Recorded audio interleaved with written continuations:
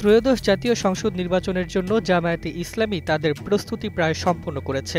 ইতোমধ্যে ২৯৮ আসনে প্রার্থী তালিকা ঘোষণা করা হয়েছে। যদিও দুটি আসনের মনোনয়ন কিছুটা জটিলতার কারণে আটকে রয়েছে, দল জানিয়েছে যেসব আসনে শক্ত প্রার্থী নেই সেখানে ক্লিন ইমেজ ও নৈতিকতা সম্পন্ন ব্যক্তি বা পেশাজীবী মনোনয়ন পাবেন। এমনকি কিছু আসনে অমুসলিম প্রার্থীরও সুযোগ থাকতে পারে। আপনার প্রিয় কাপড়ের যত্নে এলো এনজাইম সমৃদ্ধ Arik silver wash detergent powder ৫০০ গ্রাম মাত্র ৭০ টাকা। প্রিমার্ক। দলের অভ্যন্তরীণ জরিপে দেখা গেছে শতাধিক আসনে জামায়াতের শক্ত অবস্থান রয়েছে, যেখানে জয়ের সম্ভাবনা উজ্জ্বল। রংপুর, খুলনা, রাজশাহী, বরিশাল, চট্টগ্রাম, সিলেট, ময়মনসিংহ ও ঢাকার বিভিন্ন আসনে দলের সাংগঠনিক শক্তি দৃঢ়। তবে জোট বা সমঝোতা হলে কিছু আসন অন্য নির্বাচনী মিত্রদের দেওয়া হতে পারে।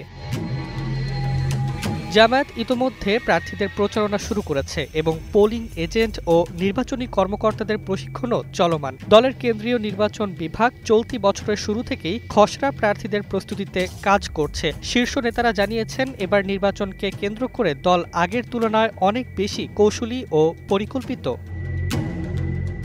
দলের সহকারী সেক্রেটারি জেনারেল ডক্টর.এ.এইচ.এম. হামিদুর রহমান আজাদ জানান, আসন্ন ফেব্রুয়ারি নির্বাচনে জামায়াত অংশগ্রহণ করবে। কিছু আসনের প্রার্থী পরিবর্তন হতে পারে, তবে তাদের মধ্যে অবশ্যই গ্রহণযোগ্য ও পরিচিত মুখ থাকবে।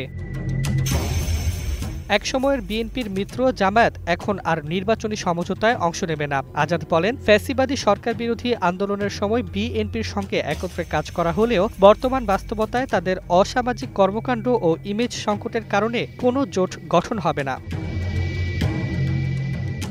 জামায়াতের এই প্রস্তুতি প্রার্থী মনোনয়ন প্রক্রিয়া ও সংরক্ষিত আসনগুলো স্পষ্টভাবে দেখাচ্ছে। দল নির্বাচনের শক্ত প্রতিদ্বন্দ্বিতা ও জয়ের লক্ষ্য নিয়েই মাঠে নামছে। অভ্যন্তরীণ জরিপ ও পরিকল্পনা অনুসারে তারা দেশের বিভিন্ন অংশে ব্যাপক প্রভাব বিস্তার করতে সক্ষম হবে।